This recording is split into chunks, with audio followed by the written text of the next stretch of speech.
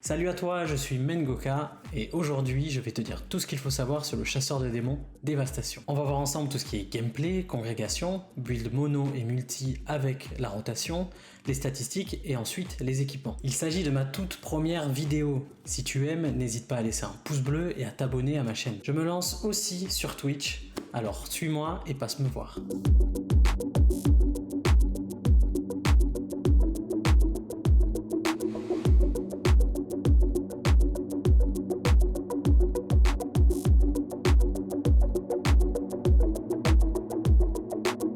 Le chasseur de démons, communément appelé DH, est une classe héroïque qui s'inspire du puissant Illidan. Son gameplay est extrêmement énergique et dynamique, notamment grâce à sa mobilité impressionnante. Dans sa spécialisation Dévastation, le DH possède un solide kit d'aptitude pour bien performer en donjon et assurer un DPS au-dessus de la moyenne en raid. Dans ce kit, on va retrouver la métamorphose, qui est notre plus gros CD offensif. Il permet de se transformer en démon, ce qui augmente notre hâte, et change nos deux sorts principaux de dégâts, danse des lames et frappe du chaos pour augmenter leurs dégâts. Rayon accablant est aussi au centre de cette rotation, car il sera une de nos principales sources de dégâts et déclenchera un bonus de hâte à la fin de sa canalisation. En ce qui concerne les utilités, nous possédons des habilités très intéressantes comme la Nova du chaos, qui est un stun de masse, l'emprisonnement, qui empêche une cible d'effectuer toute action pendant un certain temps, et la retraite vengeresse, qui réduit la vitesse de déplacement des ennemis. Pour les sorts défensifs, Ténèbres va déposer une zone au sol qui va augmenter tes chances d'esquive ainsi qu'à tes alliés présents dans la zone.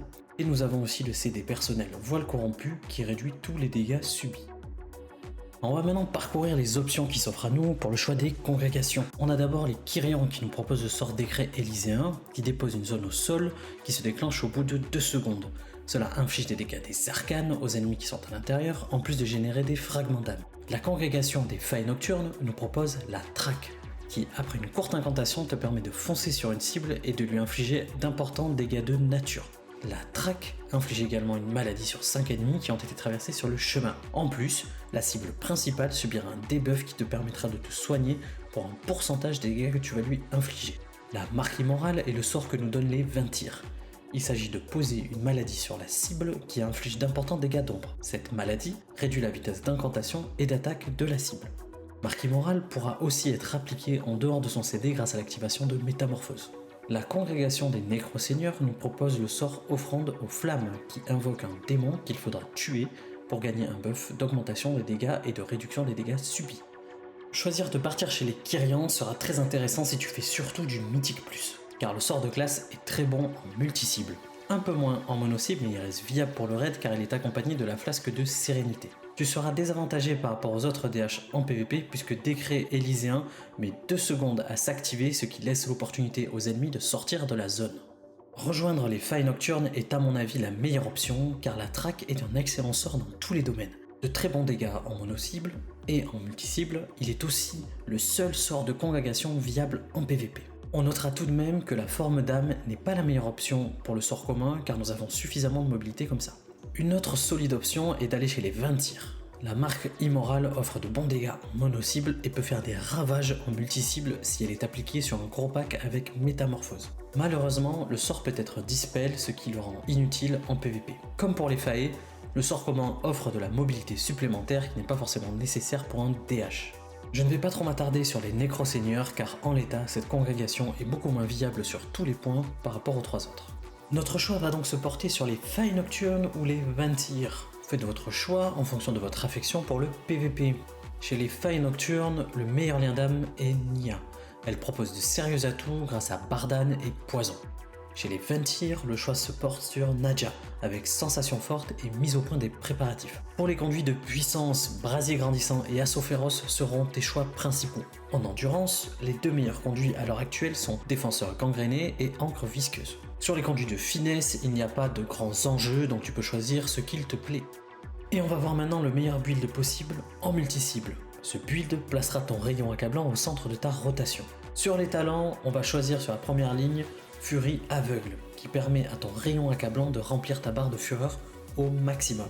Ensuite, on va prendre Faim insatiable, qui permet à tes morsures de démons d'infliger 20% de dégâts en plus et de générer plus de fureur à chaque utilisation.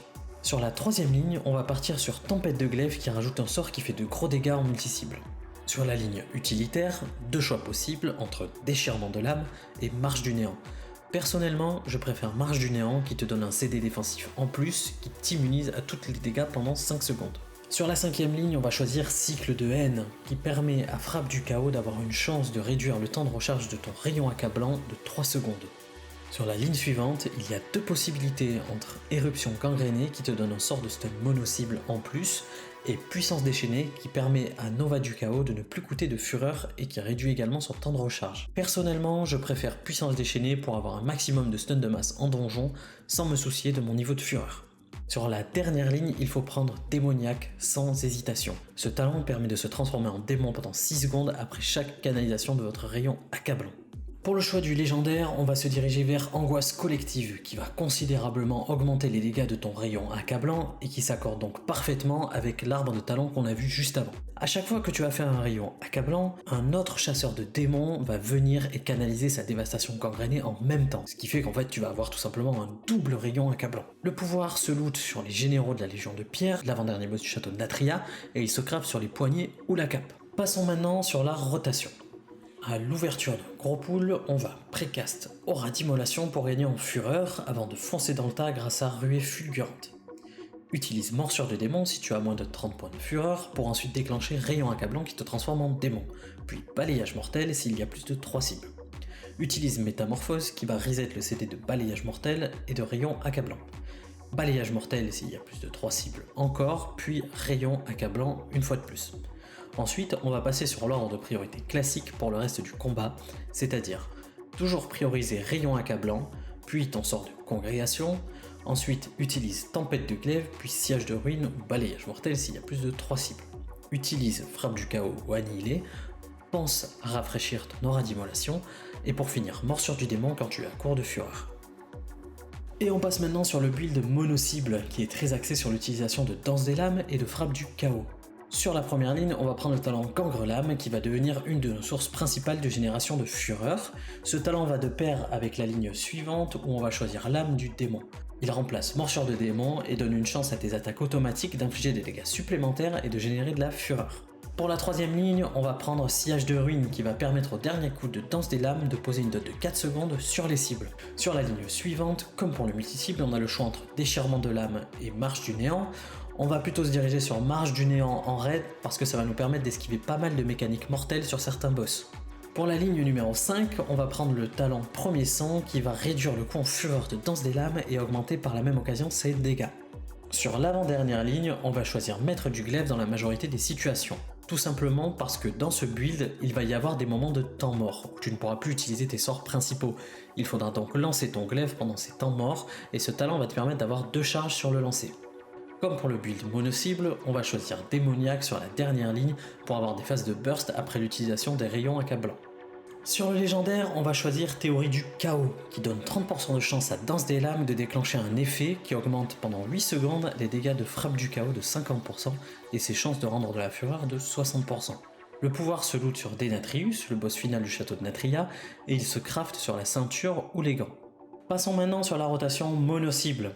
À l'ouverture, on va précast aura d'immolation un petit peu avant le pool pour gagner en fureur, ensuite on va aller dans le tas grâce à ruée fulgurante, Gangre-Lame si tu as moins de 30 points de fureur pour déclencher ensuite rayon accablant pour te transformer en démon, puis balayage mortel et ensuite métamorphose qui va reset le CD de balayage mortel et de rayon accablant, balayage mortel encore et pour finir rayon accablant. Ensuite, on passe à l'ordre de priorité classique pour le reste du combat, c'est-à-dire toujours prioriser l'utilisation de ta métamorphose si le CD est disponible, ensuite utilise ton sort de congrégation, puis sillage de ruine ou balayage mortel, Gangre-Lame si tu as moins de 80 points de fureur, et rayon accablant pour passer en métamorphose. Utilise ensuite frappe du chaos ou annihilé pour consommer ta fureur, pense à rafraîchir l'aura d'immolation, et pour finir lancer des glaives quand aucun autre sort n'est disponible. Si tu as un proc de légendaire théorie du chaos, il faut essayer de placer un maximum de frappe du chaos pendant cette fenêtre de 8 secondes. Utilise d'abord rayon accablant s'il est disponible pour te métamorphoser et augmenter donc les dégâts de frappe du chaos. Ensuite, consomme ta fureur avec frappe du chaos, puis utilise Gangre-Lame si tu n'as plus de fureur. L'agilité est la statistique à toujours prioriser en ce début d'extension. suivi par la hâte qui nous permet de récupérer plus rapidement un bon nombre de nos CD offensifs. Ensuite, il faut trouver un équilibre entre la polyvalence et le critique, et en dernier, la maîtrise si tu n'as vraiment pas le choix. Le poids des statistiques peut varier en fonction de ton équipement. Je t'encourage donc à simuler régulièrement ton personnage sur redbot.com, je te mets le lien dans la description.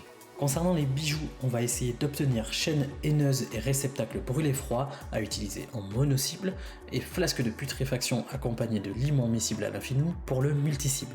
Il existe d'autres bijoux qui sont très bons à l'heure actuelle, je t'invite à aller faire un tour sur bloodmallet.com pour regarder les classements, tu trouveras également ce lien dans la description. En ce qui concerne les améliorations d'équipement, pour les gemmes, on va privilégier celles qui augmentent la hâte, de même pour les enchantements d'anneaux. Ensuite, on va utiliser l'enchantement agilité éternelle sur les bottes, ponction augmentée sur la cape et escarmouche éternelle sur le torse. Sur ton arme principale, il faut mettre révélation vicieuse en mono-cible et force enténébrée en multi-cible. Sur ton arme secondaire, tu pourras utiliser dans les deux cas direction céleste. Voilà, maintenant tu sais tout ce qu'il faut savoir pour jouer ton DH Dévastation. J'espère que cette vidéo t'a plu. Si tu as des questions, n'hésite pas à les poser en commentaire ou à venir me les poser directement sur Twitch. Merci beaucoup et à très bientôt.